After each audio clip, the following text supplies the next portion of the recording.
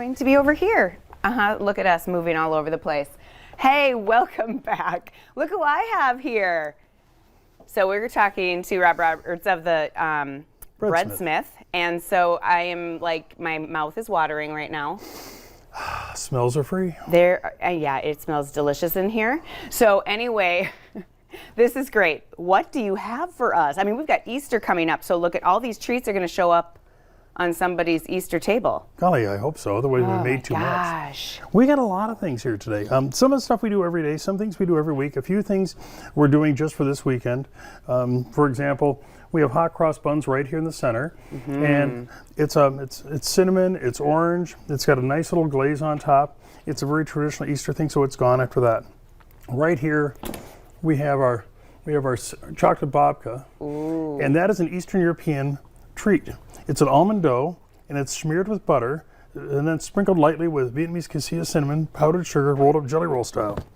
As you can see, this is what I love. Look at that.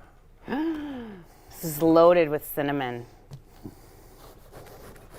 Do I tempt you?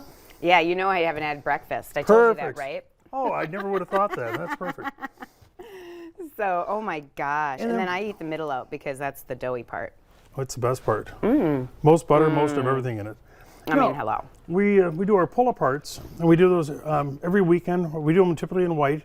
This time of year we're doing white wheat, and this is our new everything bagel. So. Oh, really? I smell it. Oh.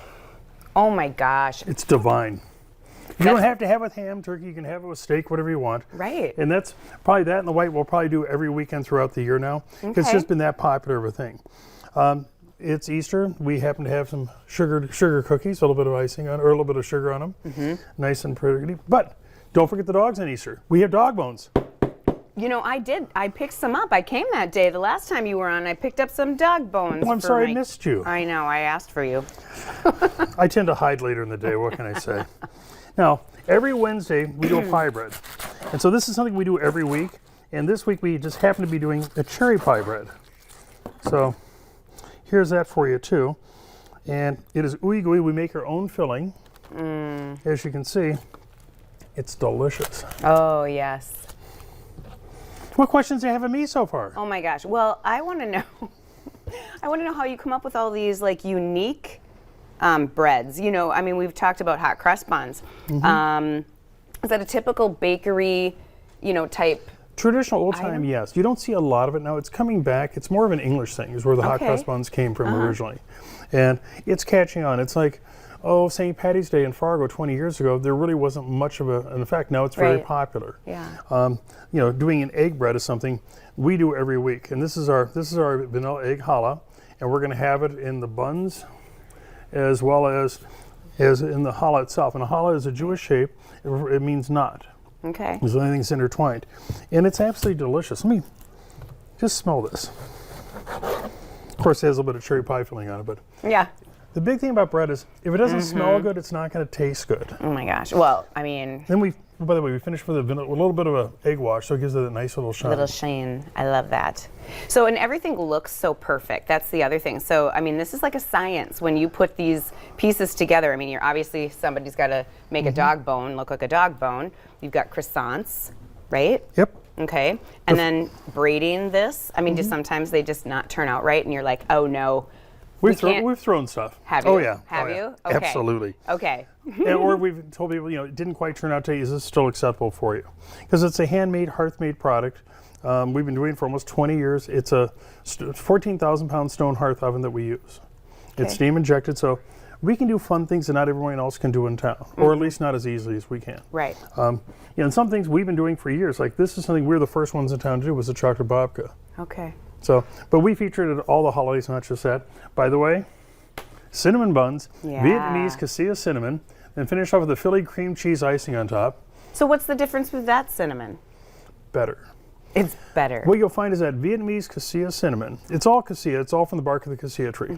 But Vietnam is so conducive to growing it, it has, as opposed to some of the less inferior ones, twice as much oil. So it's going to have more pop, more punch. Sure.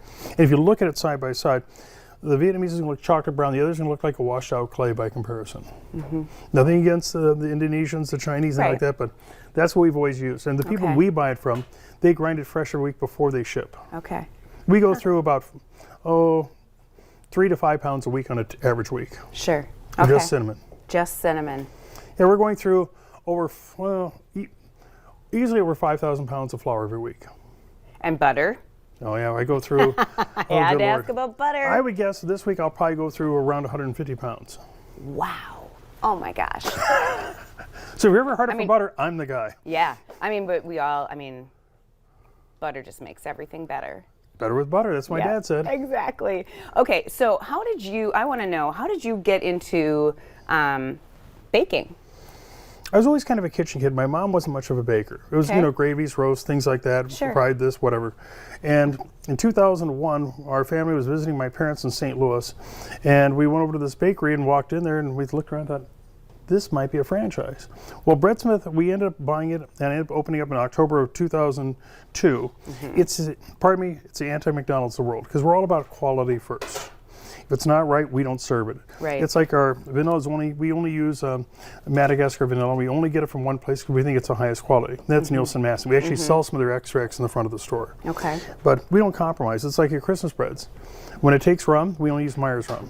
Okay. I don't skimp on the cheap stuff. Sure. So what makes Breadsmith different from any other bakery?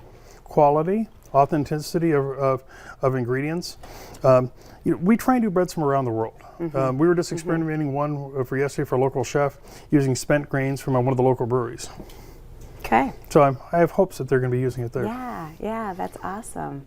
All right. So lots and lots of goodies, of course. We've got to pick these up for Easter. And you are located where? 1617 32nd Avenue South.